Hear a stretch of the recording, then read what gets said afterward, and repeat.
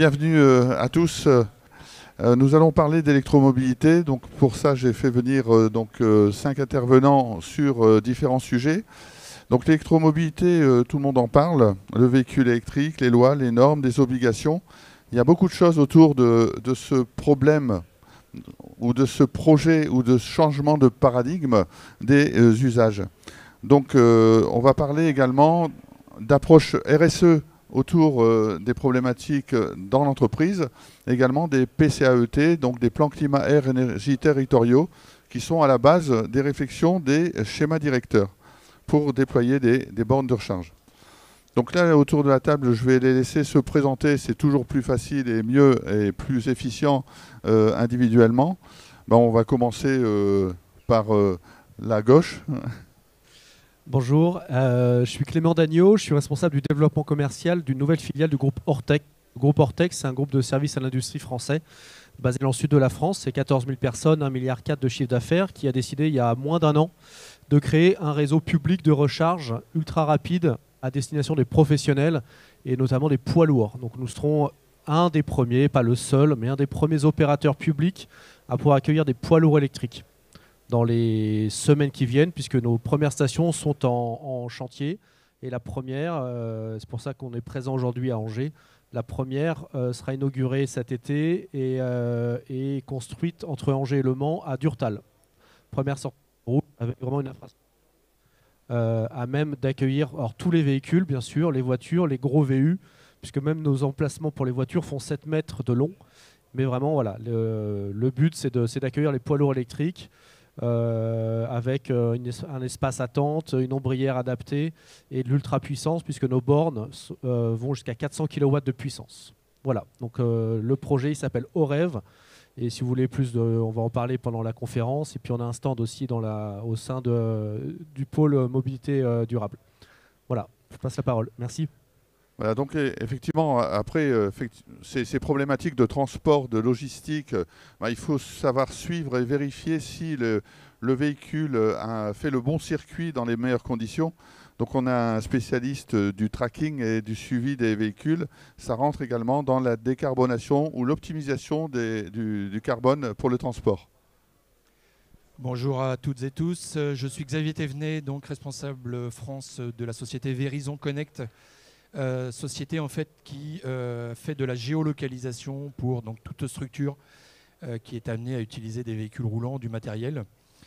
L'idée pour nous étant de donner un maximum d'informations pour prendre le recul nécessaire pour les plans d'action, que ce soit sur la partie éco-conduite ou éventuellement l'évolution effectivement du parc thermique vers un parc électrique. La géolocalisation est souvent, je dirais, limitée à l'aspect répressif, contrôle, tous ces beaux petits termes, flicage, hein, si effectivement certains l'ont pensé.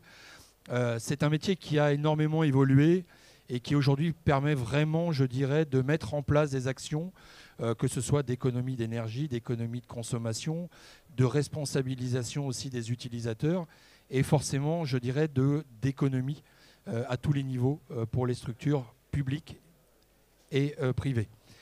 Nous intervenons autant sur du matériel roulant type véhicule, poids lourd, véhicule léger, véhicule utilitaire, mais nous intervenons aussi sur tout ce qui est matériel. On peut intervenir sur des balayeuses, sur des engins de TP, tout ce qui peut effectivement représenter un coût pour l'entreprise ou la collectivité.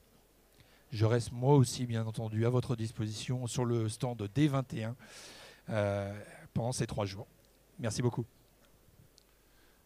Voilà, donc une fois qu'on déplace, il faut pouvoir se recharger. Et donc on a la société DriveEco qui va nous faire une petite présentation de son activité, de sa spécialité au travers de l'autoconsommation également. On va avoir un petit focus sur la problématique de la puissance énergétique nécessaire pour la recharge. Merci Jean-Luc. Benjamin Martin, du coup, société DriveEco. Je suis responsable du développement commercial de la région Grand Ouest. Donc pour DriveEco. DriveEco, c'est quoi? C'est une entreprise qui est spécialisée dans la borne de recharge électrique en France et en Europe. Donc on offre des solutions clés en main, donc, avec une maîtrise de toute la chaîne de valeur. Donc quand je parle de toute la chaîne de valeur, on produit une partie de nos bornes à Verrières-sur-Anjou, juste à côté d'ici. On est aussi installateur et met en service nos bornes de recharge. On est aussi opérateur de recharge, donc on supervise nos bornes et on maintient les bornes de recharge. Et fournisseur de services de mobilité, donc grâce à notre application DriveEco développée en interne. DriveEco, c'est aussi le meilleur couverture en France, le meilleur réseau de bornes de recharge en France, avec plus de 10 000 points de charge ouverts ou en cours de déploiement. Donc c'est le meilleur réseau en France. Et donc on accompagne aussi les professionnels et les particuliers dans leur recharge au quotidien. Donc notre objectif, il est de rendre la mobilité accessible à tous, c'est notre maître mot. Et donc on accompagne que ce soit les entreprises du secteur du retail ou d'autres entreprises, mais aussi les professionnels avec leur flotte logistique pour répondre à des besoins de leurs collaborateurs ou à leurs clients. Donc voilà, donc, effectivement, il y a cette notion d'accompagner les territoires, d'accompagner les usagers, d'accompagner les industriels. Et ça, on a également des associations, en l'occurrence ici sur la région, on a l'Aveyron Ouest, qui accompagne ce changement de paradigme des usages de la mobilité. Et donc, je vais te laisser te présenter l'Aveyron, puisque tu le fais mieux que moi. Merci Jean-Luc. Bonjour à tous. Donc, moi, je suis Kevin Boré, chargé de mission à l'Aveyron Ouest. Donc, on est l'association pour le développement et la promotion de la mobilité électrique en Bretagne et en Pays de la Loire. Donc nous, on a d'abord un rôle d'information et de sensibilisation, parce qu'on s'est rendu compte aussi que sans formation et sans accompagnement, la mobilité électrique, elle a du mal aussi à s'imposer dans les usages. Donc on est effectivement lié à l'association nationale qui est l'Aveyron France, et qui, vous devez sans doute connaître le programme Advenir qui concerne les bornes de recharge, les aides, même s'il n'y en a plus beaucoup pour les entreprises aujourd'hui. Mais il y a aussi le programme Advenir Formation, où on va nous former tout ce qui est les élus, les acteurs du territoire, les agents du territoire à la mobilité électrique, casser aussi certaines idées reçues, parler excusez-moi, j'ai perdu le mot.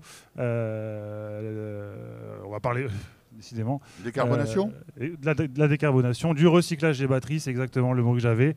On se déplace aussi, tout ce qui est professionnel de l'immobilier, parce que vous savez aussi qu'il y a un vrai enjeu. Si on ne peut pas se recharger chez soi tout de suite, passer à l'électrique, ça devient aussi un petit peu plus compliqué. Donc on va former aussi tout ce qui est syndic de copro, bailleurs sociaux, les copropriétaires aussi, parce qu'aujourd'hui il y a énormément de dispositifs à mettre en place dans l'habitat collectif, du préfinancement, des aides, des opérateurs privés aussi qui se portent tiers investisseurs, qui permettent à terme d'avoir des bornes dans la copropriété sans reste à charge pour la copropriété. C'est souvent un peu ce qui bloque aussi. Et puis on intervient aussi au niveau des étudiants et de l'enseignement, parce qu'on va avoir des besoins en main-d'œuvre, que ce soit en maintenance des véhicules, en maintenance des bornes aujourd'hui, qui vont augmenter de façon exponentielle aujourd'hui. Il y a beaucoup de choses qui sont faites en tout cas à ce niveau-là. Donc on va aussi dynamiser tout ce secteur-là. Et puis au niveau de nos adhérents, on a une quarantaine d'adhérents. Il faut savoir que l'Aveyron Ouest, on a été créé par les régions Bretagne et Pays de la Loire, par des entreprises aussi qui sont référentes dans la mobilité électrique aujourd'hui en France, comme La Poste notamment, Enedis et EDF notamment. Donc on anime aussi tout ce réseau, on participe à beaucoup d'événements pour faire de la sensibilisation, pour justement faire l'information aux entreprises sur tout ce qui est avantages fiscaux, utilisation du véhicule électrique. On peut intervenir notamment côté Ouest France qui nous ont sollicité, notamment parce que, rien que pour la petite information, Ouest France, c'est 42 millions de kilomètres par an pour livrer vos journaux. Et il y a un vrai enjeu aussi de décarbonation de tous ces modes de transport. Donc on intervient en tout cas sur tous ces sujets. Et puis après, effectivement, on anime le réseau. On est présent au niveau de la région pour donner des statistiques aussi. On fait des baromètres en termes de parc de véhicules roulants, de bornes publiques à la maille départementale. C'est bien aussi, avant de passer à l'électrique, de savoir qu'est-ce qu'il y a sur mon département, qu'est-ce qu'il y a en termes de bornes de recharge. Et on verra aussi que l'offre aujourd'hui est quand même satisfaisante, que ce soit sur les axes principaux, mais aussi sur les axes secondaires. Donc nous, on est présent sur le stand des 17 pour faire de l'information aussi, pour vous parler des avantages fiscaux notamment. Donc je vous invite aussi à venir voir. Et puis cet après-midi, on a une formation Advenir qui est normalement destiné plutôt aux élus et aux agents du territoire, mais vous pourrez aussi participer. On vous accueille avec grand plaisir. Et pour avoir participé à différentes réunions, plusieurs groupes de travail également avec l'Aveyron, moi ça fait 10-12 ans que j'adhère à l'Aveyron dans les différentes structures où j'ai pu être. L'avantage, c'est de pouvoir échanger avec des professionnels qui connaissent bien leur sujet et les problématiques qu'on peut rencontrer en matière d'usage, de problématiques d'installation, de loi, de normes, de qualification. Et donc pour ça, on a également la notion, tu en as parlé, du rétrofit et du changement de véhicule. Donc c'était le sujet juste avant notre conférence, mais on peut aussi parler un petit peu d'infrastructure de recharge au travers de la mission de Transdev que tu peux nous développer. Oui, bonjour. Jean-Louis Leger, je suis le directeur de territoire Pays de la Loire pour Transdev. Alors, juste en deux mots, Transdev, on est une filiale de la Caisse des dépôts. Et vous avez évoqué la Poste. La Poste, on est aussi cousins. On est présent en fait dans 19 pays dans le monde. On est aujourd'hui un peu plus de 100 000 collaborateurs. Et on est un acteur de toutes les mobilités. De la marche à pied, puisque on développe aussi des plans de marchabilité, jusqu'à des bateaux que l'on a en exploitation. Au niveau des Pays de la Loire, on est un acteur majeur de la mobilité interurbaine. C'est 900 collaborateurs. On est présent dans 4 départements. Et on a à peu près toutes les mobilités. Le réseau urbain de Nantes, les bateaux des Bacs de Loire sur Nantes également, du transport scolaire, du transport de lignes régulières. Mais aussi on fait du tourisme international avec des véhicules qui vont sur toute l'Europe. Se pose la problématique justement de pouvoir accéder à des grandes villes de demain où il y aura de toute façon des contraintes telles qu'il faudra pouvoir avoir des véhicules qui font des grandes distances avec une énergie propre.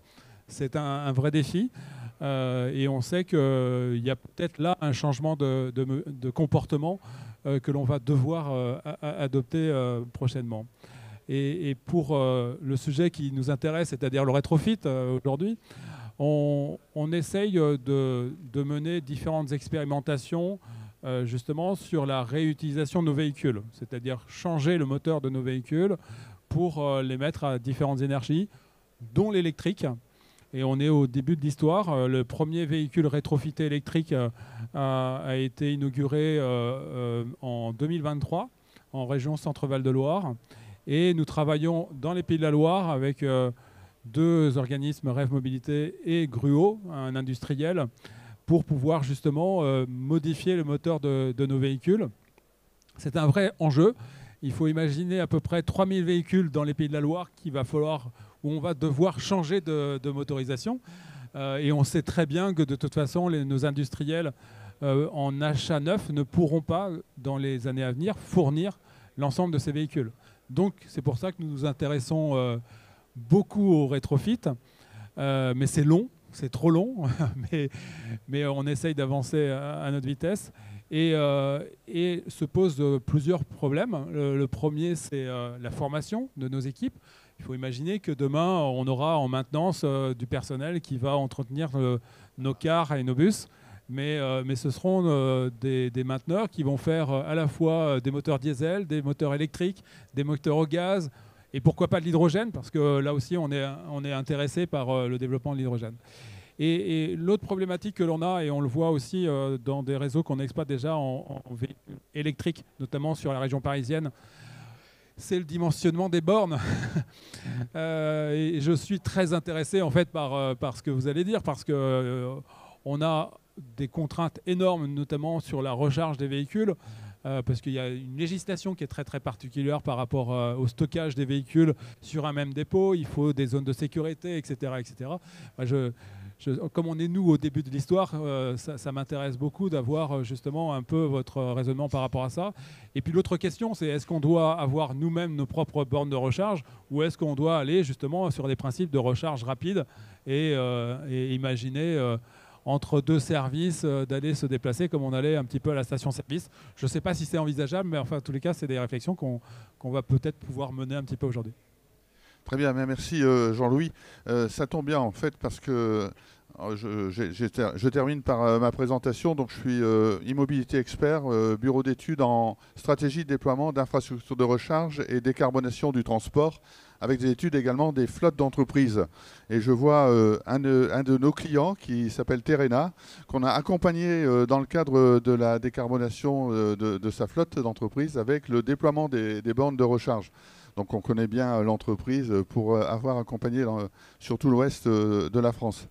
Et on a également des notions de formation, d'information, mais là on va s'adresser plus aux professionnels, que l'averse sera plus sur le grand public, sur des approches générales, la décarbonation des flottes, l'approche RSE et les PCAET. Donc dans les grandes lignes, il y a deux grands marchés. Il y a le marché privé et le marché public.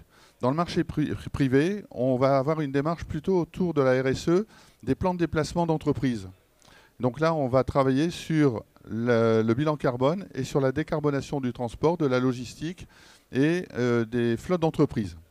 On s'aperçoit qu'après les enquêtes, beaucoup de salariés sont électrocompatibles, contrairement à ce qu'on pourrait penser. Donc nous, on fait des enquêtes avec la direction commerciale, direction technique, direction générale et également le gestionnaire des flottes.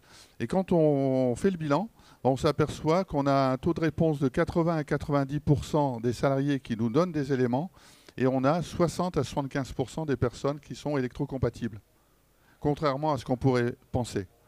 Alors la question est, auprès de notre public, je ne sais pas qui pourra nous répondre, mais est-ce qu'il vaut mieux rouler avec une grosse batterie pour faire 1000 km ou est-ce qu'il vaut mieux rouler avec une petite batterie de 500 km et pouvoir, grâce aux infrastructures et aux caractéristiques du véhicule, recharger rapidement? Alors ça, c'est une question piège qui permet également de dire, est-ce que je transporte une grosse batterie en permanence lorsque je me déplace ou est-ce qu'il ne vaut mieux pas penser à une infrastructure adaptée en corrélation aux caractéristiques du véhicule, des capacités du réseau également. Donc là, on peut aussi compenser avec du photovoltaïque, du stockage tampon. Et donc, ce sont des questions qui sont en général des questions, pas pièges, mais c'est vraiment important sur l'impact du réseau et sur l'impact de l'usage. Je tente la réponse. Je pense qu'on est tous d'accord que des packs de batterie de 100 kWh, ça n'a pas de sens pour faire même un commercial. Alors on va parler des flottes. Les commerciaux, un commercial qui roule 80 000 ou 100 000 km par an, c'est qu'il a un problème d'organisation, c'est que les territoires ne sont pas bons. De toute façon, il faut aussi vous discuter avec les gestionnaires de flotte. Enfin, passer sa vie dans sa voiture, c'est pas quelque chose qui est très positif. Même, ça veut dire qu'il y a aussi d'autres modes de transport que la voiture. Surtout le commercial qui est tout seul dans sa voiture. On peut aussi traiter ce sujet-là. Donc non, le gros pack de batterie n'est pas l'avenir. Nous, on discute beaucoup avec les fabricants. L'avenir, c'est la recharge ultra rapide. Et effectivement, nous, on met des bornes qui sont très rapides. Il faut que la voiture puisse accepter la puissance. C'est complètement le cas aujourd'hui, mais c'est ce qui se profile. Donc aujourd'hui, il y a des voitures qui pourront accepter du 200, du 250 kW de puissance sur une courbe assez plane. C'est ce qui nous arrive dans 3, 4, 5 ans sur les prochaines générations de voitures. Les camions sont déjà capables d'accepter de la puissance très rapide et longtemps.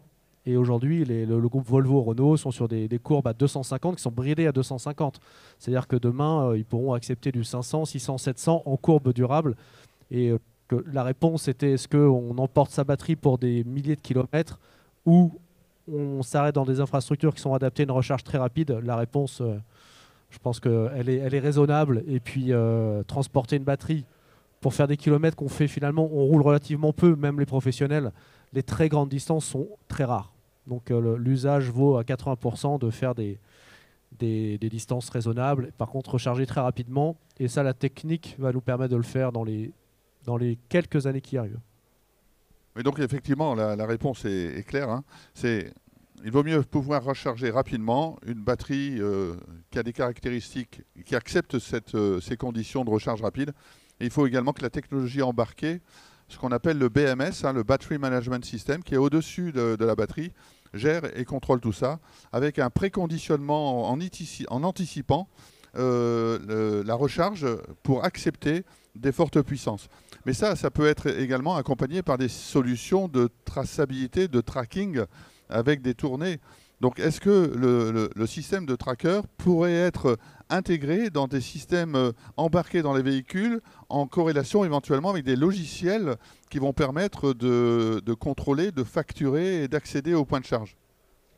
Alors, déjà pour répondre en premier lieu à votre question, comme disait mon collègue, je suis assez d'accord avec lui, il vaut mieux une recharge rapide aujourd'hui. Ce qu'on peut surtout nous constater au niveau de la géolocalisation, c'est que beaucoup de trajets sont des trajets parasites. Et donc l'optimisation de ces trajets vont être importantes pour imaginer effectivement après la structure à mettre en place. Et encore une fois, on parle bien ici de structures différentes, qu'elles soient privées ou publiques. Ce n'est pas du tout le même public. Aujourd'hui, en fait, l'idée pour nous, c'est vraiment de donner le maximum d'informations pour avoir le sens des réalités et après adapter effectivement la structure. Donc par rapport à votre question, oui, notre idée à nous, c'est aujourd'hui de prendre en compte les réseaux qui vont exister, de les mettre grâce à des cartes SIG ou autres effectivement structures sur une cartographie et de se rendre compte vraiment de l'organisation qui est à mettre en place en fonction de telle ou telle fonction que vous pouvez avoir. L'idée étant toujours d'éliminer au maximum, comme tu le disais tout à l'heure fort justement, toute cette, je dirais, tous ces déplacements peut-être intempestifs, uniques. Alors, on ne va pas parler effectivement de véhicules en pool ou je dirais de véhicules partagés, hein, puisque là, encore une fois, dans le transport poids lourd, c'est peut-être un peu différent, mais d'avoir en tout cas des structures qui répondent à toutes les demandes et plutôt effectivement sur de la recharge rapide.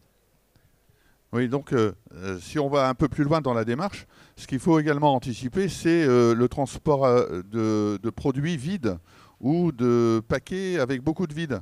Donc ça commence, la logistique, en fait, la décarbonation du transport commence par le conditionnement, le remplissage des camions, donc le chargement et le déchargement. Et puis la recharge pendant que je charge est une solution également intéressante. Donc je pense que DriveEco, dans ses démarches auprès des industriels, doit prendre en considération ce temps de stationnement qui sert au chargement du véhicule pour optimiser la recharge. Et après, il y a aussi les arrêts obligatoires, voire recommandés par la prévention routière. Toutes les 2 heures, 2 heures et demie, on s'arrête, on prend une pause, et pendant cette pause, on recharge le véhicule. D'où l'intérêt aussi d'avoir une batterie, pas forcément très importante au niveau des capacités, mais surtout un système de charge rapide. Donc DriveEco, je ne sais pas si vous avez un développement à nous donner sur la recharge en entreprise pour justement les flottes d'entreprise ou le transport. Si justement, vous l'avez bien pointé Jean-Luc, l'objectif il est vraiment de répondre à des besoins des entreprises, des logisticiens ou des flottes d'entreprise. C'est bien cerner le besoin surtout et de comprendre les temps d'attente et les temps de recharge pour pouvoir positionner les bonnes bornes de recharge au bon endroit. Et donc un logisticien qui va s'arrêter toute une nuit n'aura pas forcément besoin d'une recharge ultra rapide ou de soutirer énormément d'électricité sur le réseau, contrairement à une entreprise qui va devoir faire plusieurs tournées dans la même journée et avoir un besoin de recharge assez rapide et positionné du coup sur leur site. Est-ce que ça répond à votre question? Oui, tout à fait, tout à fait. Et tout ça, c'est poussé par quelle loi, quelles obligations en matière de décarbonation Alors, on va déjà retrouver la loi d'orientation des mobilités qui oblige les entreprises à positionner leurs bornes de recharge. Alors, pour les parkings overplis, par exemple.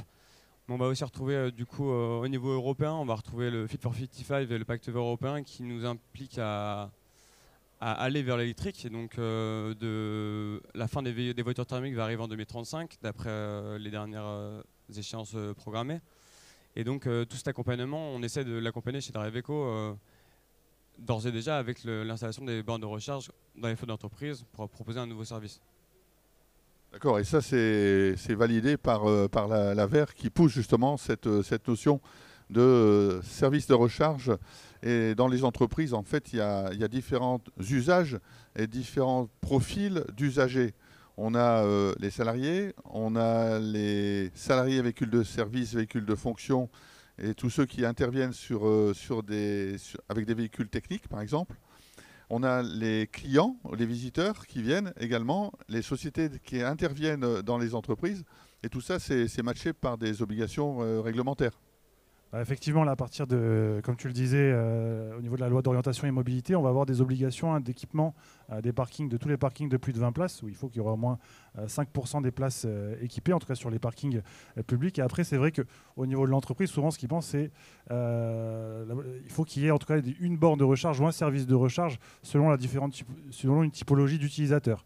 On va avoir effectivement la flotte de véhicules qui, elle va avoir soit des besoins de recharge rapide, si, comme tu l'as dit, on a beaucoup de tournées dans la journée et on a besoin d'un petit laps de temps pour se recharger.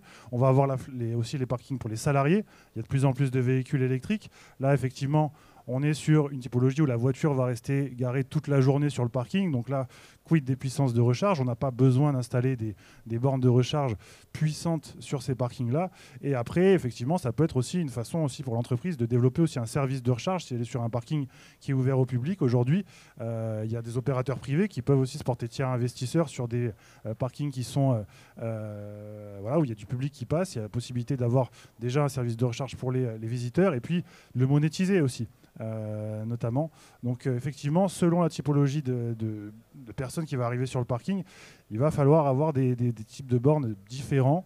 Et effectivement, au niveau de la loi L'Homme, on va avoir des obligations pour les parkings privés tertiaires, mais aussi sur tous les parkings publics. On va avoir les mêmes obligations aussi aujourd'hui à partir de 2025 où effectivement tous les parkings de plus de 20 places gérés en délégation publique devront aussi être équipés d'au moins une borne toutes les 20 places. Donc effectivement, il y a aussi, en tant qu'entreprise, c'est important de le savoir parce qu'on se dit, bon, certes, il y a des gros trajets, j'ai de quoi me recharger sur le réseau principal, mais à destination, est-ce que je peux me recharger? Là, avec ces obligations d'équipement, on sait qu'il y a quand même la grande majorité des parkings qui devront être équipés et qui pourront donner un service de recharge aux entreprises et aux particuliers de façon efficace avec un très bon maillage territorial parce qu'il y a aussi les syndicats d'énergie qui travaillent beaucoup dans le cadre des SDIR pour avoir un maillage territorial cohérent en termes de bornes, pas installer des bornes là où il n'y en a pas besoin, installer les bornes de bonne puissance aux bons endroits aussi, parce qu'il y a une contrainte au niveau du réseau. Ça, on l'oublie souvent. Il y a la course à la recharge ultra rapide, notamment. Après, Enedis vient aussi un petit peu taper sur les doigts, parfois en disant peut-être que sur certains usages, il n'y a pas besoin d'installer des bornes ultra rapides sur ces emplacements-là. Donc effectivement, il y a toute une réflexion à avoir sur les usages, le type de public qui va venir se recharger, que ce soit... donc voilà, pour conclure sur cette question-là, je ne sais pas si j'ai bien répondu. Oui, sans oublier l'accès au PMR, puisque ça fait partie d'une réglementation en matière de recharge et discrimination de l'usage de la recharge, et aussi les différentes solutions de recharge, sachant que dans ce qu'on appelle un SDIR ou un schéma directeur d'infrastructure de recharge pour les collectivités, il y a nécessité de travailler sur 3 axes. Donc il y a un guide qui a été édité par l'État. Les 3 axes sont l'industrie, le commerce et l'industrie, le commerce... Service, peut-être? Non. L'industrie, le commerce et le tourisme. Donc ces 3 axes, ce sont des axes qui permettent de créer de l'attractivité du territoire. Et nous, en fait, avec l'expérience qu'on a eue dans le cadre d'un guide qu'on a fait pour USH, donc Union sociale de l'habitat, qui représente 5 millions de logements en France sur les 5 millions de logements HLM, on s'est aperçu également que les maisons de ville, les appartements qui n'ont pas de parking ont des gros problèmes aujourd'hui de recharge. Donc dans ces 3 axes principaux, on a ajouté, nous, l'axe sociétal pour l'accessibilité à la recharge et la discrimination de l'usage de la recharge. Donc effectivement, on ne met pas n'importe quelle borne à n'importe quel endroit, dans n'importe quelle condition, pour n'importe quel usage. Donc c'est en général ce que je dis souvent. On fait de l'accompagnement également pour définir un peu la stratégie de déploiement des bornes et les méthodes d'implantation, avec des progressions qui vont venir en fonction de l'évolution du marché, des usages et des puissances. Donc il faut savoir effectivement qu'il y a un gros impact sur le réseau. Donc quand on est sur une habitation pour une recharge, ça ne pose pas de problème. Il suffit de mettre un système de délestage, de pilotage dynamique qui se fait avec le petit compteur vert que vous avez eu récemment chez vous et qui est installé chez vous, qui a la possibilité de communiquer avec la borne. Donc on va pouvoir faire ce qu'on appelle de la modulation de charge en fonction de la puissance utilisée par le ménage. C'est du délestage intelligent qui se fait grâce à la technologie embarquée dans les bornes. Donc, il y a des lois, des normes et des qualifications obligatoires. Ce qu'il faut savoir, c'est que l'installateur électricien qui vous installe une borne doit être qualifié. Pour ça, il y a des formations. Il y a 3 niveaux, P1, P2, P3. C'est des programmes de formation qui durent 1 journée, 2 jours et 2 jours. Au total, ça fait 5 jours de formation. Et cette qualification est obligatoire. Si vous ne le faites pas, si vous faites installer par un électricien qui n'est pas qualifié, vous risquez de ne pas être couvert par l'assurance en cas de dommage. Donc ça, c'est important. Moi, sur les réseaux sociaux, je vois plein de Géotrouve-Tout, de bricoleurs qui vont acheter chez Leroy Merlin, pour ne pas le citer, une borne et qui vont l'installer. Il faut savoir que ce n'est pas un chauffage une voiture. Ça consomme en permanence une forte intensité et ça risque de surchauffer les câbles. C'est un moindre mal. Mais les contacts et tout ce qui est connectique, où il y a des points d'amorçage d'éclairs, enfin des petits éclairs, des petites électrocutions si on veut, et qui vont déclencher des risques d'incendie. Donc faites attention, faites installer une borne par une société, un électricien qualifié, qui a suivi une bonne formation dans un bon organisme de formation qui fait vraiment le tout pour que l'électricien puisse découvrir toutes les technologies également embarquées. Parce qu'il y a des solutions qui sont plus ou moins ouvertes, d'autres qui sont fermées par des opérateurs, par des gestionnaires. Et donc, on peut poser la question à DriveEco. Quand on installe une borne en milieu public, quelles sont les obligations en matière d'accessibilité dans ce qu'on appelle l'interopérabilité ? Déjà, en termes de parking ouvert au public, on va essayer d'ouvrir justement à la totalité des personnes pour pouvoir se recharger. Donc l'objectif est de répondre aux besoins de chacun, donc de donner la recharge ouverte à toute personne. Donc, est-ce que vous pouvez répéter la question? En fait, l'interopérabilité, c'est l'accessibilité par tout public avec un système de badge, qu'ils viennent de DriveEco ou d'autres sociétés, avec un accès sur une plateforme. Totalement. Du coup, chez DriveEco, on a la possibilité de se recharger avec différents fonctionnements. Donc, on va retrouver les cartes de e-mobilité comme ChargeMap ou d'autres acteurs des opérateurs de mobilité, pardon. On va aussi retrouver des QR codes qui permettent de déclencher la recharge pour toute personne ayant un smartphone finalement. Ou aussi on va pouvoir retrouver la façon de payer avec une carte de crédit, donc directement par un TPE. Tout ça, ça va être géré par notre système de supervision qui va permettre la commercialisation de cette recharge et pouvoir rendre justement cette recharge disponible à tous et rendre cette recharge accessible. Voilà, sachant que ce qui arrive également, c'est l'accessibilité à la recharge par carte bancaire sans contact. Oui, c'est ce que j'allais rajouter. Ça, c'est un décret public. Alors nous, on est dans la recharge ultra rapide, et ce qui concerne d'ailleurs la recharge ultra rapide en itinérance, qui est l'obligation d'équiper ces bornes d'un TPE et de rétrofiter, alors c'est bon, on rétrofite plus les moteurs, mais les stations à horizon 2026, je crois, pour celles qui ne seraient pas équipées de TPE. Et puis après, j'ouvre un sujet qui va être, non, c'est peut-être pas l'ordre du jour, qui est le plug and charge. Finalement, on va aussi bientôt quitter les cartes bleues, parce que la technologie va nous permettre de plus toucher à rien, un peu dans l'esprit de Tesla.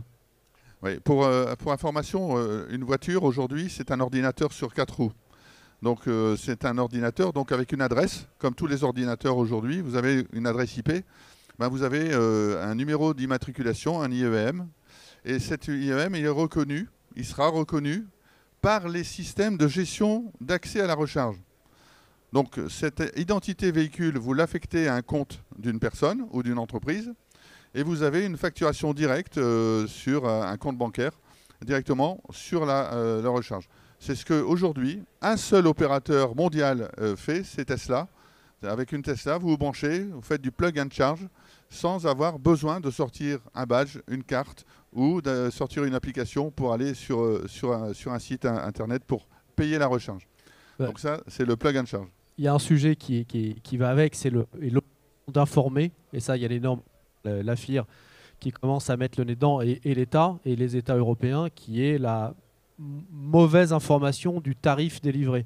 Quand vous êtes avec la carte bleue, alors, il y a aussi l'obligation d'afficher les prix en totem. Alors nous, on est des nouveaux opérateurs, on va le faire d'emblée, on avait prévu des totems, on va afficher le prix du kilowattheure sur les bornes, mais quand vous arrivez avec un pass d'itinérance, on va en nommer aucun, Mais vous savez, bon, vous êtes un professionnel, c'est le patron qui paye, à la limite, c'est comme la carte essence, quoi. Mais voilà, il y a tout ça qui doit se mettre en place pour rassurer l'écosystème et rassurer tous les usagers jusqu'aux gestionnaires de flotte. Moi, je parle que des professionnels qui aujourd'hui est complètement perdu sur. On lui dit que ça va lui coûter moins cher, mais il n'en est pas sûr du tout. Oui. Pour passer sur le sujet également de l'interopérabilité ou de l'interconnectivité des solutions de mobilité, on peut parler de hub, d'intermodalité des transports. Donc ça va de la marche à pied en passant par le train, le bus, le covoiturage, le véhicule partagé. Donc Transdev travaille sur ces démarches d'interconnectivité des réseaux de transport et la mobilité électrique en fait partie puisque c'est un des maillons d'une des solutions qui permet de décarboner le transport. Oui, alors je voulais juste aussi peut-être commencer par un petit complément par rapport à la première question parce que en fait tout dépend de l'usage que l'on a de son véhicule. Un particulier, on sait que de toute façon du domicile travail c'est 15 à 30 km par jour. Donc ça veut dire que globalement un véhicule électrique il n'a pas forcément besoin d'une borne de recharge au lieu d'entreprise et que là aussi ça dépend du type de véhicule. Il paraît aberrant aujourd'hui, et je rejoins ce que vous avez dit, c'est-à-dire d'avoir des batteries très très grandes et notamment équiper des SUV de batteries. Ce serait totalement en fait en opposition par rapport à ce que l'on veut faire. D'où la nécessité d'avoir des services de mobilité, de transport de voyageurs opérants et notamment sur les longs trajets. Il va falloir qu'on change tous de comportement, qu'on utilise un peu plus le ferroviaire et qu'on utilise un peu plus le transport en commun, mais aussi en fait des modes doux comme le vélo, etc. Et c'est là où on a travaillé beaucoup au niveau de Transdev sur le principe des hubs, les hubs où en fait on va avoir en fait une gare routière, une gare SNCF, où on va pouvoir avoir en fait tous les modes de déplacement pour pouvoir se rendre au point que l'on veut avoir. Et on a travaillé aussi beaucoup sur le dernier kilomètre, c'est-à-dire que si on utilise les transports en commun, mais que derrière, en fait, on est obligé d'avoir un mode de déplacement encore autre, eh bien, il faut pouvoir aussi travailler ces sujets-là. C'est-à-dire d'avoir en fait des vélos à disposition, d'avoir des moyens à disposition, peut-être des petits véhicules, qui permettent de location, d'autopartage, qui permettent justement de réaliser les derniers kilomètres. Et ça, c'est des réflexions qu'on a beaucoup, de toute façon, avec les collectivités, de telle manière à faire changer le comportement sur la mobilité, de telle manière à avoir le moins d'impact possible. Et le tout voiture, je pense que ce n'est pas possible demain. Même si c'est des véhicules électriques, ce ne sera pas possible. Mais ça veut dire que nous, dans nos flottes où on a des autocars, là aussi on aura besoin de bornes à charge rapide, probablement, parce que l'expérience qu'on a justement par rapport aux bornes aujourd'hui dans des technologies qui sont plutôt avancées, et notamment alors on a le gaz bio où on s'était dit qu'on ferait des charges lentes la nuit et que ça se passerait relativement bien et ce serait facile. Et en fait non, on voit même pour ce type de techno, on est en charge rapide. Ça veut dire que l'électricité, où on pourrait imaginer de recharger la nuit, etc., non, ce n'est pas une solution. On sait aussi qu'on aura besoin de charge rapide pour pouvoir répondre à nos besoins de déplacement. Oui, donc effectivement, on voit que le sujet de l'électromobilité est important, touche tout le monde, hein, puisque un usager qui choisit un véhicule va dans une concession et écoute un vendeur d'automobile avec des arguments de mécanique à la base. Et certains commencent à savoir bien parler de l'électromobilité parce qu'ils ont été formés par les constructeurs automobiles, mais parce que aussi ils ont écouté leurs clients par rapport aux problématiques de déplacement et d'usage. Donc ce que je vous propose, puisque l'intervenant suivant commence à tourner, comme nous on a tourné tout à l'heure, si vous avez des questions pour nos intervenants sur les différents sujets qu'on a pu développer, n'hésitez pas de lever le doigt. Il n'y a pas de punition, ne vous inquiétez pas.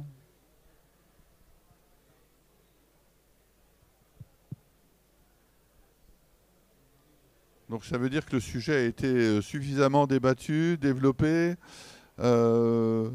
Sachez que bon, on peut être très très pointu sur certains sujets techniques, technologiques.